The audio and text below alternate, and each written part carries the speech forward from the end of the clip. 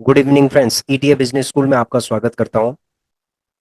कुछ सब्सक्राइबर्स के क्वेश्चंस रह गए थे।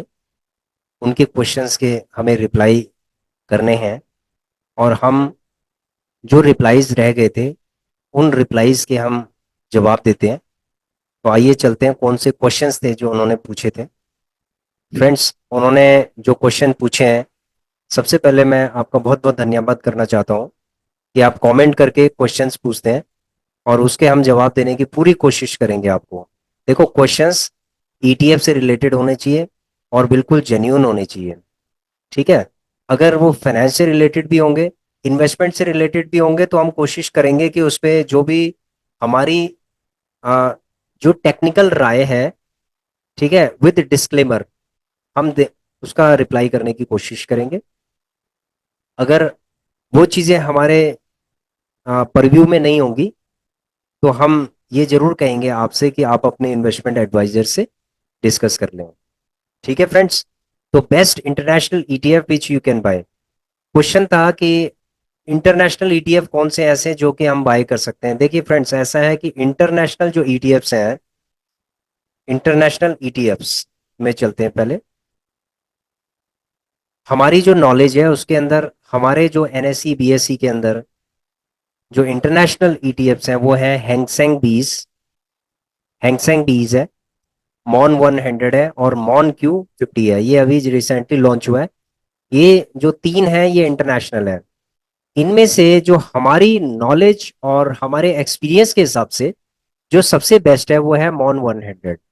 ठीक है, ये अभी रिसेंटली लॉन्च हुआ है, तो अभी ये जो इसका बिहेवियर है उसको समझने में टाइम लगेगा, लगभग 1 साल भी लग सकता है। क्योंकि ये जो ईटीएफ है ये बहुत तेजी से ऊपर की तरफ जाता है, फिर नीचे जाता है, तो इसके अंदर जो वॉलेटिलिटी है काफी ज्यादा है। तो जो नए इन्वेस्टर्स होंगे उनको ये लगेगा कि ये कुछ फिशी चल रहा है, जैसे पेनी स्टॉक चलते हैं उस तरीके का चल रहा है। तो इसमें वो उनका जो ट्रस्ट है वो थोड़ा सा कम हो जाता है। ठीक है फ्रेंड्स, तो किसी भी ईटीएफ में ट्रस्ट करने के लिए कम से कम उसको 2 साल, 2 साल उसको एक कहते हैं ना कि परीक्षा देनी पड़ेगी। एक ईटीएफ को भी परीक्षा देनी पड़ती है, तब जाके वो पब्लिक के, यानी जो इन्वेस्टर्स हैं उनके कॉन्फिडेंस में आता है। तो देखिए फ्रेंड्स, ऐसा है, हैंग सेंग बीज है। हैंग सेंग बीज हमारे अकॉर्डिंग, जहां तक बात है हमारी, ये एक बहुत ही लॉन्ग टर्म होल्ड करने वाला ईटीएफ है। अगर आप ये देखो, अगर मैं आपको पीछे दिखाऊं, इसको मैं 1 डे की जगह पे 1 वीक कर देता हूं। अब आप देखेंगे, थोड़ा और पीछे चलते हैं। अब आप देखेंगे कि देखिए, ये अगर 2014 से अगर चले तो देखो, इसने 2014 में ट्रेंड, पूरे साल भर तक ये जो ट्रेंड बनाता है ना, पूरा कंसोलिडेशन में चल रहा होता है पूरे साल भर तक। फिर उसके बाद ये थोड़ा सा, ये इसने फिर ऊपर आया जब मार्केट 2015 में ऊपर आया ये, फिर 2015 में ऊपर आया तो फिर उसके बाद नीचे जाने लगा। इस तरीके से इसका जो ट्रेंड होता है, एक लंबे समय तक ये कंसोलिडेशन करता रहता है, फिर ऊपर जाता है, फिर नीचे आता है, फिर नीचे की तरफ ट्रेंड बनाता है। तो इस ईटीएफ के अंदर अगर कोई 10 से 15 साल का विजन लेके चलेगा तब जाके ये अच्छा है। अगर आप 1 साल, 2 साल, 3 साल के हिसाब से इसको सोचेंगे तो आप बिल्कुल, आपको लगेगा कि ये ईटीएफ उनके लिए सही नहीं है। तो शॉर्ट टर्म के लिए मुझे लगता है कि ये ईटीएफ सही नहीं है, क्योंकि अगर आप शॉर्ट टर्म के लिए सपोज आपने यहाँ ले लिया, उसके बाद ये देखो नीचे गिरता चला गया, गिरता चला गया, तो आपके जो फंड है ना इसको ये बहुत माइनस कर देगा।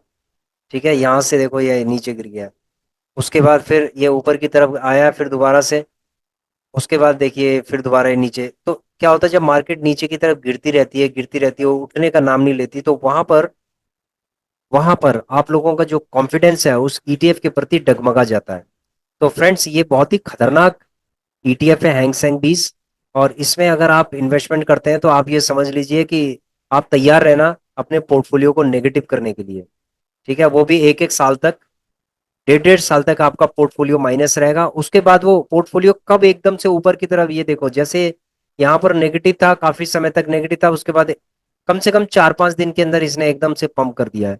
तो ये कब पंप करेगा कोई पता नहीं, कोई पता नहीं है इसके अंदर।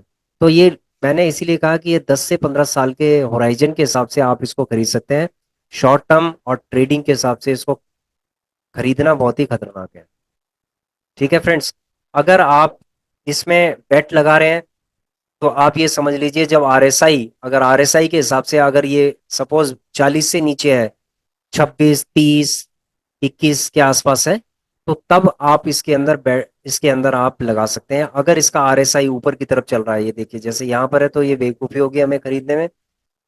यहाँ पर समझदारी होगी कि जब ये 26 के आसपास है, तो ये जब ये नीचे आ जाता है, 26 के आसपास आ जाएगा, 25 आ जाएगा, तब आप इसके अंदर थोड़ा थोड़ा करके इन्वेस्टमेंट करते रहिए। ठीक है फ्रेंड्स। उसके बाद आता है मॉन 100, ये भी एक इंटरनेशनल ईटीएफ है। मॉन 100, देखो मॉन 100 ईटीएफ का अ, जो ट्रेंड है वो ऊपर की तरफ है ट्रेंड। कभी कभी ये नीचे की तरफ भी इसका ट्रेंड रहेगा, लेकिन ट्रेडिंग के लिए बहुत अच्छा है। जितना नीचे जाएगा आपने इसको बाय करना है, और ये बहुत ही अच्छा ईटीएफ है। उसके बाद मॉन Q50 है। देखिए फ्रेंड्स, मॉन Q50 बहुत टाइम तक कंसोलिडेशन में रहा, उसके बाद एकदम से इसने ब्रेकआउट दिए हैं, ब्रेकआउट के बाद ये एकदम से नीचे आ गया। तो लोगों को लगता है कि इसमें कुछ फिशी चल रहा है, क्योंकि इसके अंदर वॉलेटिलिटी ज़्यादा है, इसलिए उन्हें लगता है। लेकिन ये ईटीएफ अच्छा है, कोई इसके अंदर दिक्कत नहीं है वॉलेट, क्योंकि इसकी इसका जो वॉल्यूम है बहुत अच्छा है, बाई सेल हो सकता है। लेकिन आपको अपने स्ट्रैटेजी के हिसाब से इसको बाय करना है। जैसे सपोज ये 40 से नीचे आ गया, तो आप इसमें थोड़ा थोड़ा करके आप इन्वेस्टमेंट करते रहिए। ठीक है। तो पहले, आशा करता हूं कि मैंने पहले क्वेश्चंस का जवाब दे दिया आपको, कि बेस्ट इंटरनेशनल ईटीएफ बॉन 100 ईटीएफ हमें बेस्ट लगता है, हमें हमारे अकॉर्डिंग, 3.5 साल का जो हमारा एक्सपीरियंस है उसके अकॉर्डिंग मॉन 100 is the best out of 3। ठीक है। इसमें एक चीज और भी है, जैसे मॉन 100 है, सबसे पहले अगर आप इन्वेस्टमेंट करना चाह रहे हैं तो आपको खुद अपना एनालिसिस करना चाहिए। जैसे मॉन 100 है, तो मोतीलाल ओसवाल नास्डैक 100 है, तो इसके हमें पोर्टफोलियो को समझना चाहिए कि कौन कौन सी कंपनियां हैं इसके अंदर, कितना शेयर है। तो फ्रेंड्स, इस चीज को भी हमेशा समझना चाहिए। किसी भी ईटीएफ के अंदर अगर आप इन्वेस्टमेंट कर रहे हैं, तो एक इन्वेस्टर का ये फर्ज है, उसकी एक रिस्पॉन्सिबिलिटी है, ड्यूटी है, कि उसको उस ईटीएफ के पोर्टफोलियो को समझना चाहिए कि कौन कौन सी कंपनियां इसके अंदर है। देखिए जैसे एप्पल है, माइक्रोसॉफ्ट कॉर्पोरेशन है, एनवीडिया कॉर्पोरेशन है, amazon.com है, ब्रॉडकॉम, बड़ी बड़ी टॉप क्लास की जो कंपनियां, देखो फेसबुक, टेस्ला का नाम आपने सुना होगा, अल्फाबेट सुना होगा। ठीक है। उसके बाद है अल्फाबेट इनकॉर्पोरेशन हो गया, कॉस्टको होलसेल कॉर्पोरेशन हो गया। तो ये जो कंपनियां हैं, इनके परसेंटेज ऑफ होल्डिंग भी है। तो एप्पल, माइक्रोसॉफ्ट, NVIDIA, इनकी टॉप क्लास की इसकी होल्डिंग्स है। ठीक है। ये होल्डिंग्स है इनकी, आप देख रहे होंगे यहाँ पर जो परसेंटेज आपको दिखाई दे रही है, तो इनकी, इसको परसेंटेज के फॉर्म में होल्डिंग होती है।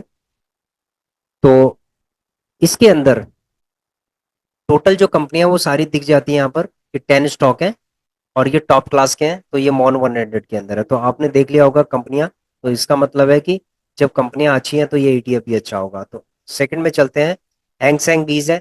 हैंग बीज के अंदर भी आप देखेंगे ना, तो देखो HSBC होल्डिंग है इसके अंदर, टेंसेंट है, ये सारे के सारे जो इंटरनेशनल ग्लोबल कंपनीज हैं, मैक्सिमम चाइना की कंपनी है। जैसे अलीबाबा ग्रुप है, ये चाइना की है, चाइना कंस्ट्रक्शन बैंक है, चाइना मोबाइल है, तो ये चाइना की है। जाओमी कॉरपोरेशन है। ठीक है। ये मैक्सिमम चाइना का है, ये चाइना की जो कंपनियां हैं, ठीक है, वो इसके अंदर है, इस ईटीएफ के अंदर है। उनकी होल्डिंग्स भी आप देखेंगे कि यहाँ पर परसेंटेज ऑफ टोटल होल्डिंग है, आप यहाँ चेक कर सकते हैं। तो ईटीएफ को जब आप चेक करते हैं, तो आपको होल्डिंग भी चेक करनी चाहिए। ठीक है फ्रेंड्स। तो इस तरीके से आप होल्डिंग चेक कर सकते हैं। उसके बाद अगर आप देखेंगे यहाँ पर कि Motilal Oswal Nasdaq Q50 ETF है, इसके अंदर भी आप होल्डिंग जब आप देखेंगे, monolithic power system and corporation है, ये भी ये सारी इंटरनेशनल कंपनीज हैं, और मैक्सिमम यूएसए की कंपनियां, जैसे eBay.com हो गया, ईबे का नाम आपने सुना होगा। ठीक है। नेट ऐप हो गया, फर्स्ट सोलर इनकॉर्पोरेशन हो गया, तो ये वेस्टर्न डिजिटल कॉर्पोरेशन हो गया, तो ये इंटरनेशनल मल्टी इंटरनेशनल कंपनीज हैं। तो इसीलिए हम इनको इंटरनेशनल ईटीएफ कहते हैं। तो 3 ईटीएफ में हमने आपको बता दिया है कि हमारे अकॉर्डिंग बेस्ट क्या है। उसके बाद चलते हैं नेक्स्ट क्वेश्चन में, सर किसी ईटीएफ में कौन सी कंपनी है और किस परसेंटेज में है, ये कैसे देखेंगे? देखो, जो पहला क्वेश्चन हमने एक्सप्लेन किया था, दूसरा क्वेश्चन भी उसी के अंदर ही है। ठीक है, ये देखिए, ये मोतीलाल ओसवाल नास्डैक Q50 है। तो इसके अंदर देखो कौन कौन सी कंपनियां हैं, उनकी परसेंटेज ऑफ होल्डिंग भी हमें दिख जाती है। तो आप ये देख सकते हैं, आप गूगल के अंदर भी आप ETF का नाम लिख सकते हैं, और उसके आगे फिर उसके बाद आप ये टाइप कर सकते हैं कि इसका पोर्टफोलियो क्या है। जैसे सपोज आप देखना चाहते हैं मॉन Q50 ETF है, तो आपको ये लिखना है मॉन Q50 ETF पोर्टफोलियो, आप लिख दीजिए। तो ये आपको पोर्टफोलियो के कुछ वेबसाइट होंगी, ऑथेंटिक वेबसाइट होंगी, आप उन वेबसाइट्स के अंदर इनको चेक कर सकते हैं। ठीक है, जैसे मनी कंट्रोल है, मनी कंट्रोल के अंदर हम देख रहे हैं, तो मनी कंट्रोल के अंदर ये सारा जो डाटा है आपको दिखाई दे रहा है। ठीक है फ्रेंड्स, उसके बाद चलते हैं तीसरा, journal entry sheet for ETF investor. Journal entry, बिल्कुल ठीक है, जर्नल एंट्री आपको शेयर कर दी जाएगी नेक्स्ट वीडियोस के। एक वीडियो हम बनाएंगे जनरल एंट्री के ऊपर, कि हम जनरल एंट्री में किस तरीके से हम एंट्री करते हैं। तो ये आना बहुत जरूरी होता है कि जनरल एंट्री में किस तरीके से एंट्री करते हैं। तो फ्रेंड्स ऐसा है कि मैं फिर भी आपको, जो उसके हेडर्स होते हैं जनरल एंट्री के, आप एक्सेल शीट पे उसको आप अम, आप उसके अंदर टाइप कर सकते हो।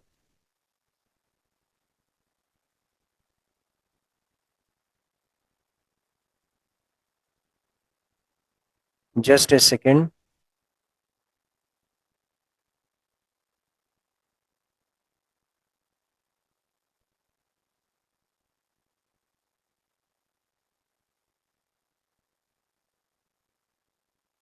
फ्रेंड्स ऐसा है कि ये जनरल एंट्री है। जनरल एंट्री के अंदर जो जर्नल होती है, जर्नल है, उसकी एंट्री आप कर सकते हैं, जैसे सीरियल नंबर हो गया, डेट हो गया, ETF नेम हो गया, RSI हो गया, कितने RSI पे हमने इसको बाय किया, बाय प्राइस हो गया, क्वांटिटी हो गया, ब्रोकरेज हो गया, कितना हमने ब्रोकरेज दिया है, टोटल अमाउंट हो गया है। ठीक है, उसके बाद फिर हमने दो कॉलम छोड़ दिए थे, रेमार्क्स के लिए छोड़ दिए थे। उसके बाद है डेट ऑफ सेल, आपने कौन सी डेट को सेल किया है, सेल प्राइस कितना था उसका, ब्रोकरेज चार्जेस हमने कितने दिए सेल करते समय, उसके बाद कितनी क्वांटिटी हमने सेल की, उसमें RSI कितना था, इसके अंदर हमने नहीं किया है, लेकिन ये RSI 50 से ऊपर ही रहता है, तो इसलिए हमने इसमें लिखा नहीं है, लेकिन लिखना चाहिए। अमाउंट, कितना अमाउंट है टोटल, और प्रॉफिट आपको कितना हुआ है। ठीक है फ्रेंड्स, जैसे 16,845 हमें इसमें प्रॉफिट हो गया। उसके बाद फिर हम दोबारा से हम एंट्री करेंगे। ठीक है, दोबारा से हम फिर एंट्री करेंगे कि कौन सा हमने लिया हुआ है। अब जैसे सपोज मान लीजिए कि हमारे होल्डिंग के अंदर कोई ETF है, तो उसकी आप एंट्री यहाँ तक कीजिए। ठीक है, जब आप सेल करेंगे उसके बाद फिर एंट्री यहाँ पर कीजिए। तो ये क्या है, ये आपने जब बाय किया उसमें अमाउंट कितना था, और जब आपने सेल किया तो कितना अमाउंट था। तो इसीलिए इसको जर्नल एंट्री कहते हैं, कि हमने बाय और सेल दोनों के इसमें रिकॉर्ड होते हैं। उसके बाद आपका क्या होता है, जितना इन्वेस्टमेंट किया और कितना आपने सेल के टाइम पे कितना आपने सेल किया अमाउंट, ठीक है, कितना आपके पास आया है। उसके बाद सेल माइनस बाय, तो आपके पास प्रॉफिट आ जाता है कि कितना आपने प्रॉफिट इसमें बुक किया है। ठीक है फ्रेंड्स, तो ये जो एंट्रियां हैं ये आप करते जाइए करते जाइए करते जाइए। ठीक है, ये आपकी एंट्रियां लगातार चलती चलती रहनी चाहिए, और ये रिकॉर्ड आपके पास रहना चाहिए। ठीक है, तो मैंने आपको हेडर बता दिए, आप एक्सेल में इसको टाइप कर सकते हैं। उसके बाद आता है पोर्टफोलियो फ्री गुल्लक एक्सेल शीट है। इसकी भी हम एक्सेल आपको दिखा देते हैं। फ्रेंड्स ऐसा होता है कि कुछ चीज़ों के ऊपर हमें मेहनत करनी चाहिए। ठीक है, कुछ चीज़ें ऐसी होती हैं कि जो शॉर्टकट हम देखते हैं कि शॉर्टकट हमें मिल जाए, तो फ्रेंड्स लेकिन मैं इसको जब आगे वीडियो बनाऊंगा तो जरूर शेयर करूंगा। तो एम स्टॉक की गुल्लक है। देखिए फ्रेंड्स ऐसा है कि मैं आपको एक चीज़ बताना चाहता हूँ यहाँ पर, एम स्टॉक के अंदर जो हमारा पोर्टफोलियो है, ये सारा पोर्टफोलियो है हमारा। ठीक है, ये सारा पोर्टफोलियो फ्री गुल्लक है। ये टोटल जो पोर्टफोलियो हमारा है, ये कहाँ पर हम अपने जो फ्री गुल्लक है उसके अंदर हम क्या करते हैं, इसमें फीड करते हैं। ठीक है, इसके अंदर हम रिकॉर्ड लेते रहते हैं, और ये 100% फ्री गुल्लक है। अभी हमने इसमें इन्वेस्टमेंट करना अभी बंद कर दिया है। ठीक है, अभी हमारा जो इन्वेस्टमेंट है वो 284 समथिंग इन्वेस्टमेंट था, जो 3-3 के आसपास है, यानी कि 6.5%, 6.5 से 7% के आसपास हमारा अभी प्रॉफिट चल रहा है, जबकि मार्केट क्रैश कर गई है। तब हमारा 6% है, नहीं तो हमारा ये 10% के आसपास चला गया था। 10 से 11% से ये वापिस आ गया, और वापिस आने के बाद ये 6.5 से 7% के आसपास चल रहा है। तो अभी हमने इसमें इन्वेस्टमेंट करना अभी बंद कर रखा है। ठीक है, मार्केट अगर ये 3% के आसपास हो जाएगा तो तब हम दोबारा से सिप करना स्टार्ट कर देंगे। तो हमारे सिप का जो समय है, हम उसके हिसाब से इसमें सिप करते रहते हैं। ठीक है, तो इसमें कोई दिक्कत नहीं है। और ये हमारा लॉन्ग टर्म है, इसको हमने होल्ड करके रखा हुआ है। ठीक है, जो फ्री गुल्लक है ये फ्री गुल्लक है। अभी क्या है, हमारा एक ट्रेनिंग प्रोग्राम चल रहा है होम मेकर्स को एम्पावर करने के लिए। तो वहां पर जो डीमेट अकाउंट हमारा है जो होल्डिंग वाला है, ठीक है, इसके अंदर जो भी प्रॉफिट हो रहा है वो होम मेकर्स के लिए प्रॉफिट है। ठीक है, अभी हम री इन्वेस्ट नहीं कर रहे हैं, अभी हम होम मेकर्स के ऊपर फोकस कर रहे हैं। तो जो ट्रेनिंग प्रोग्राम है, उस ट्रेनिंग प्रोग्राम को एपिसोड वाइज हम दिखा दिखा रहे हैं आपको। तो एपिसोड 1 से लेकर एपिसोड 60 तक एक बहुत ही प्रोफेशनल और प्रीमियम प्रोग्राम है, जो कि हमने बहुत ही सिंपल तरीके से हमने डिजाइन किया हुआ है इसको। और जितने भी प्रैक्टिकल एस्पेक्ट्स हैं वो हम दिखा रहे हैं आपको। ठीक है फ्रेंड्स, तो आप उन प्रोग्राम्स को जरूर आप देखिए, और उसके बाद रेगुलर इनकम जनरेट कीजिए। देखिए फ्रेंड्स, दो चीजें हैं। एक तो होता है कि हम चीजों को री इन्वेस्ट करें, अपनी एक फ्री गुल्लक बनाए और उसको री इन्वेस्टमेंट करें। दूसरी चीज क्या होता है कि हम होम मेकर्स को एम्पावर करना चाहते हैं कि जो प्रॉफिट होगा उससे हम अपना घर चलाएंगे। तो दोनों चीजों में फर्क है। री इन्वेस्टमेंट में क्या होता है, हमें ज्यादा फायदा होता है, क्योंकि हम जहां पर भी अपने प्रॉफिट को री इन्वेस्ट करते हैं वो क्या होता है, और ज्यादा बढ़ जाता है। ठीक है, जैसे हमने अभी आपको एम स्टॉक का दिखाया था, पोर्टफोलियो दिखाया है, तो वो उसमें जो फ्री के हमारे इन्वेस्टमेंट है, उसको क्या हुआ है कि उसमें भी कंपाउंडिंग हो रही है। लेकिन जो होम मेकर होता है उसके अंदर कंपाउंडिंग नहीं हो सकती है, क्योंकि वो हम खर्चा करते हैं चीजों को। तो फ्रेंड्स ऐसा है ना, घर चलाने के लिए भी हमें कहीं ना कहीं से मेहनत करनी पड़ेगी, कहीं ना कहीं से पैसा तो लाना पड़ेगा हमें। हमें चाहे बिजनेस हम करें या हम कहीं नौकरी करें, कुछ भी काम करें, लेकिन हमें घर चलाने के लिए पैसा तो चाहिए। यहाँ पर होम मेकर्स वाला जो प्रोग्राम है, हमने इसीलिए डिजाइन किया है ताकि आप, मतलब, अगर ईश्वर ना करे कि किसी की नौकरी चली जाए, किसी का बिजनेस फेल हो जाए, ठीक है, किसी का कोई हादसा हो जाए, कोई इश्यूज हो जाए, तो आप क्या कर सकते हैं कि होम मेकर्स वाले जो प्रोग्राम है उसको प्रॉपर तरीके से उसको देखकर, समझकर, लर्निंग करके, और कुछ पैसे उसमें इन्वेस्टमेंट करके आप अपना घर चला सकते हैं फ्रेंड्स। ठीक है, हमारा पर्पस वो है। पोर्टफोलियो फ्री गुल्लक के लिए देखिए, सीरियल नंबर हो गया, डेट हो गया, ईटीएफ नेम हो गया, टारगेट। हमने देखो टारगेट किया हुआ है, इसके अंदर आगे का हमारा टारगेट है, जो देखो ये प्रोस्पेक्टिव टारगेट है, जरूरी नहीं है कि हम इसमें 1 लाख रुपए ही इन्वेस्टमेंट करेंगे, लेकिन क्या है, ये हमारा एक प्रोस्पेक्टिव हमारा टारगेट था कि हम इतना इन्वेस्ट, मैक्सिमम इन्वेस्टमेंट हम इतना करेंगे। जो हमारा इन्वेस्टेड अमाउंट है वो इतना है, अभी इसको रिवाइज करने की जरूरत है, अभी हम फ्रेंड्स हम इसको रिवाइज करेंगे। इसका 3 साल का हमने टेन्योर रखा हुआ है, वॉल्यूम इसका बढ़ता घटता रहता है, लेकिन एवरेज वॉल्यूम है ये। उसके बाद है बाय प्राइस, हमने लिखना है जो फर्स्ट टाइम हमने बाय किया, उसके बाद एवरेज प्राइस क्या चल रहा है उसका, उसके बाद है 3 साल में जो इसकी प्रोजेक्टेड वैल्यू क्या रहेगी। ठीक है फ्रेंड्स, उसके बाद है 3 साल में अगर हमारी इन्वेस्टमेंट होती है, इतना अमाउंट का अगर हमने इन्वेस्टमेंट किया, सॉरी, अगर हमारा 1 लाख का इन्वेस्टमेंट होगा तो हमारे पास 3 साल में इतने क्वांटिटी हो जाएंगे। तो ये क्वांटिटी के ऊपर हमारी जो प्रोजेक्टेड वैल्यू ऑफ क्वांटिटी है। तो क्वांटिटी हमारी 195, जैसे अभी करंट में क्वांटिटी हमारी 195 है, उसका सीएमपी जो प्राइस है, यानी कि करंट मार्केट प्राइस है इसका 55 रुपये 84 पैसे चल रहा है। उसके बाद जो अमाउंट है, ठीक है, अमाउंट कैलकुलेशन हो जाता है, अपने आप कैलकुलेशन होगा कि क्वांटिटी इंटू सीएमपी कैलकुलेट हो गया। उसके बाद है इसमें जो डेट है, डेट डेट हमारी शुरू में आ गई थी, कोई इशू नहीं है यहाँ पर, कोई आपको लिखने की जरूरत नहीं है, यहाँ अमाउंट तक आप छोड़ सकते हैं। तो फ्रेंड्स ये हमारा 100% फ्री गुल्लक है। इस चार्ट को, सॉरी, अ, इस शीट को आप मेंटेन कर सकते हैं, और जो हेडर हम आपको बता रहे हैं इन हेडर्स को भी आप नोट कर सकते हैं। ठीक है,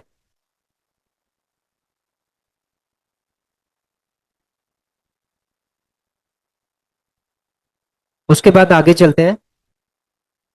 आगे के जो क्वेश्चंस है sir, A B S L P S C का एनालिसिस और टाटा गोल्ड ईटीएफ का एनालिसिस, यानी कि दोनों का एनालिसिस करके दिखाना है। देखिए फ्रेंड्स, ऐसा है A B S L P S C का, हम उसमें चलते हैं चार्ट। ये चार्ट है,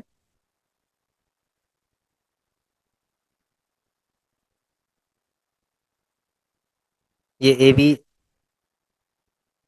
एस एल का चार्ट है। उसके बाद टाटा गोल्ड के चार्ट में चलते हैं। टाटा गोल्ड के चार्ट में चलते हैं। एबीसीएल का चार्ट आपको दिखाई दे रहा है? देखिए, एबीसीएल के चार्ट के अंदर, एबी एस एल पीएससी के चार्ट के अंदर आप देखेंगे तो शुरू शुरू में क्या था, ये 11 रुपए के आसपास था। 11 रुपए से ये नीचे आ गया था 9 रुपए 96 पैसे के आसपास है, मतलब 10 रुपए के आसपास आ गया। 10 रुपए से ये 11 रुपए 76 पैसे, यानी 12 रुपए की तरफ ये जा रहा था। उसके बाद फिर करेक्शन हुआ है, फिर ये दोबारा से 11 रुपए की तरफ आ गया। अब 11 से ये कहाँ जाएगा? ठीक है, ये 12 रुपए को क्रॉस करके ये ऊपर जा सकता है। ठीक है, तो इसका जो एनालिसिस अगर हम करें तो ये लॉन्ग टर्म के लिए बहुत ही अच्छा है, क्योंकि इसमें पब्लिक सेक्टर अंडरटेकिंग कंपनीज है। पब्लिक सेक्टर अंडरटेकिंग कंपनीज है इसके अंदर, तो अभी करेक्शन का थोड़ा सा दौर चल रहा है, तो इसलिए बाई करने के लिए बहुत ही अच्छा मौका है। लेकिन धीरे धीरे करके आप इसमें बाई कर सकते हैं।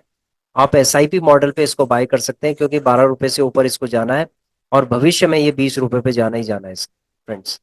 ठीक है, आज ये 11 रुपए 35 पैसे पे है, तो ये 20 रुपीज पे जाएगा, 20 से और 30 पे जाएगा, 50 पे जाएगा, 100 पे जाएगा। तो इसका जो आगे का जो भविष्य का जो टारगेट है, नेक्स्ट 10 ईयर्स का जो टारगेट है इसका इसका कम से कम 50 रुपए से लेकर 100 रुपए तक का टारगेट है। अगले 10 साल में 100 रुपए का टारगेट है, यानी कि 10 गुना टारगेट है। अगर आप धीरे धीरे करके इसको लेते हैं और उसके बाद इसको छोड़ देते हैं आप भविष्य के लिए, तो फ्रेंड्स ये बहुत ही अच्छा है, ईटीएफ है। तो जैसे हमने 875 क्वांटिटी ले रखी है, 875 क्वांटिटी अगर हमारी है 9,000, मतलब 10,000 के आसपास हमारी इन्वेस्टमेंट है।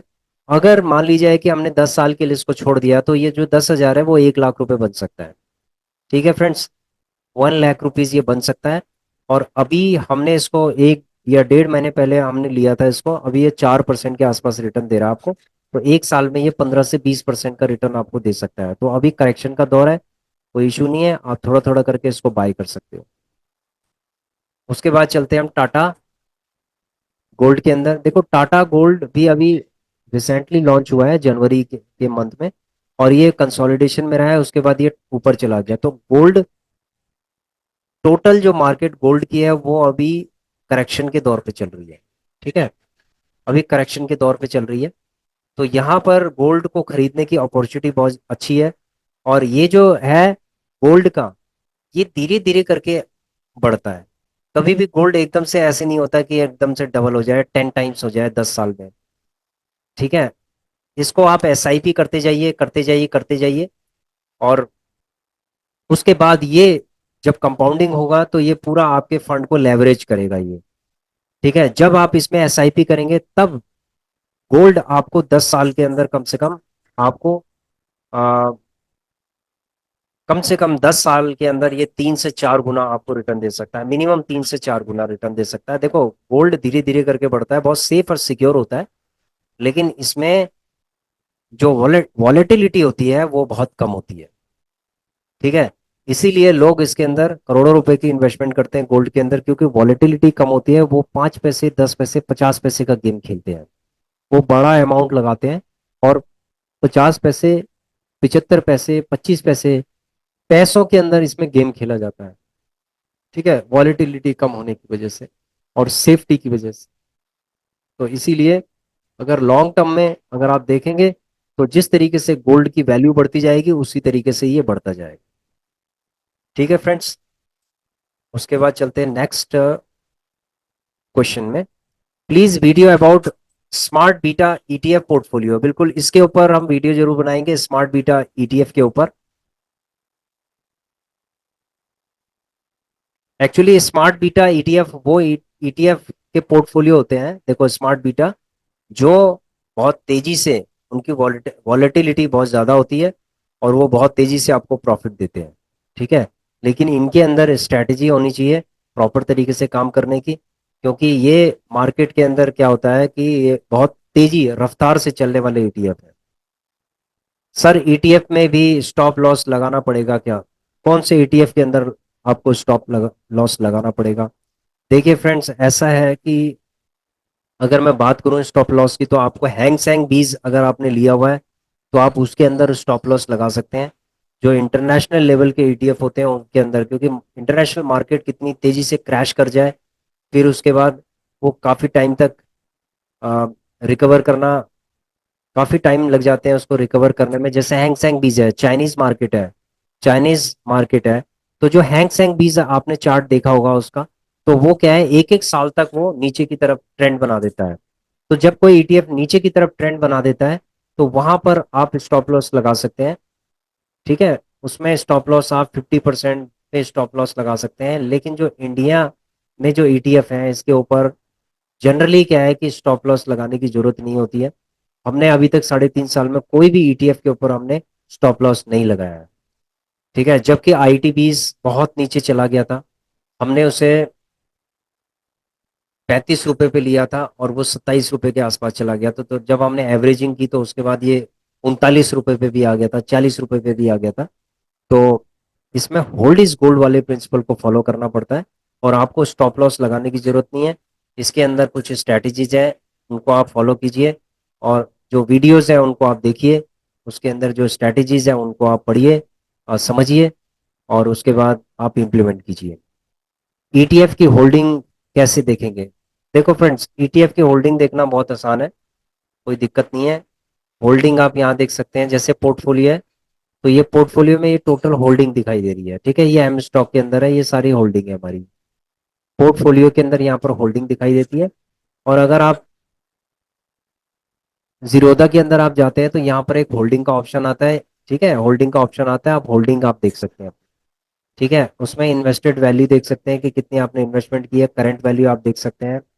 ठीक है, उसके अंदर आपने कौन कौन से आपने ईटीएफ लिए हैं, स्टॉक्स लिए हुए हैं, वो सारे आपको सब दिखाई देंगे इसके अंदर, उनकी वैल्यूज सब दिखाई देगी, उसमें प्रॉफिट लॉस क्या है वो सब कुछ आपको दिखाई देगा इसके अंदर। मुझे एक प्रश्न पूछना था, कोई व्यक्ति अगर अपने डीमैट अकाउंट में ट्रेडिंग इनकम को नहीं निकालता है और वो व्यक्ति उसी डीमैट अकाउंट में दोबारा कोई नया ईटीएफ या स्टॉक खरीद लेता है, तो क्या उस व्यक्ति को पहला प्रॉफिट पर शॉर्ट टर्म टैक्स या लॉन्ग टर्म टैक्स देना होगा? देखिए फ्रेंड्स, ऐसा है कि अगर आपने कोई भी ईटीएफ लिया है और 12 महीने से पहले अगर आपने उसके ऊपर कोई भी प्रॉफिट किया है, ठीक है, जैसे सपोज हमने कोई एक ईटीएफ लिया है, कोई भी ईटीएफ लिया हमने, सपोज निफ्टी 20 ले लिया है। ठीक है, सपोज हमने पहली बार लिया है, हमने 100 क्वांटिटी निफ्टी 20 की ले ली है, और हमने इसके अंदर 1,000 का हमने प्रॉफिट इसके अंदर बना लिया। ठीक है, फर्स्ट टाइम 1,000 रुपए का हमने प्रॉफिट बना लिया है इसके अंदर। तो क्या इसके अंदर हमें टैक्स देना, क्या हम टैक्स उसके अंदर आते हैं या नहीं आते? बिल्कुल आते हो आप टैक्स के अंदर। इसको कहते हैं शॉर्ट टर्म कैपिटल गेन। ठीक है, चाहे आप पहली बार ईटीएफ को बाय सेल कर रहे हो, किसी स्टॉक को बाय सेल कर रहे हो, या फिर आप 50 बार कर रहे हो, तो जो भी प्रॉफिट होगा आपका ओवरऑल प्रॉफिट होगा साल भर का। ठीक है फ्रेंड्स, साल भर के अंदर जो भी आपका प्रॉफिट होगा, ओवरऑल प्रॉफिट होगा जो, उसके अंदर आपको शॉर्ट टर्म कैपिटल गेन का टैक्स लगेगा, और ये 20% आपको टैक्स लगेगा। यानी कि 1,000 रुपए अगर आपने इनकम प्रॉफिट अगर बुक किया है, प्रॉफिट की बात कर रहे हैं, तो आपका 20% मतलब 200 रुपये आपको टैक्स देना पड़ेगा। ठीक है फ्रेंड्स, बाकी टैक्स सेविंग के कुछ और भी कुछ प्रोविजंस होंगे, वो आप अपने इन्वेस्टमेंट एडवाइजर से पूछ सकते हैं। सपोज आपको अ, एक साल के बाद सपोज आप एक साल के बाद सपोज आप क्या करते हैं कि आप इनकम बुक करते हैं, 1 लाख रुपए की इनकम सपोज बुक करते हैं। ठीक है, एक साल के बाद यानी 12 महीने के बाद, तो आपको कोई भी टैक्स देने की जरूरत नहीं है, क्योंकि 1,25,000 रुपए लॉन्ग टर्म कैपिटल गेन के अंदर 1,25,000 के बाद जो आपका प्रॉफिट होगा उसमें आपका टैक्स कटेगा, 12.5% का टैक्स कटेगा। तो 1,25,000 रुपए का जो एग्जाम्पशन है वो गवर्नमेंट की तरफ से एग्जाम्पशन है, यानी टैक्स उस पर नहीं कटेगा। तो यहाँ पर ये बात है। ठीक है। तो हर आदमी, जो भी आदमी कैपिटल गेन करेगा, शॉर्ट टर्म हो लॉन्ग टर्म हो, तो उसका जो भी प्रोविजंस होगा, ठीक है, टैक्सेशन का जो भी प्रोविजन होगा, उस प्रोविजन के अंडर उसको टैक्स देना पड़ेगा। तो फ्रेंड्स ऐसा है कि देखो, टैक्स से डरने की जरूरत नहीं है आपको। ठीक है, टैक्स से डरने की जरूरत नहीं है। यदि आपका प्रॉफिट बन रहा है तो मेरे हिसाब से 20% देने में भी कोई दिक्कत नहीं है, यदि हमारा प्रॉफिट बन रहा है। ठीक है, this is a passive income, it's not a active income, it's a passive income. अगर मान लीजिए हम 1 लाख रुपए बना रहे हैं साल भर का, तो 20,000 रुपये देने में हमें कोई दिक्कत नहीं। ठीक है फ्रेंड्स, क्योंकि हमें जो भी गाइडलाइंस है टैक्सेशन की, उनको हमें फॉलो करना चाहिए प्रॉपर तरीके से। और अपनी आईटीआर हो या अपना जो टैक्सेशन का हो, वो अपने सीए से प्रॉपर तरीके से कंसल्टेशन करके उसको फिलअप करना चाहिए।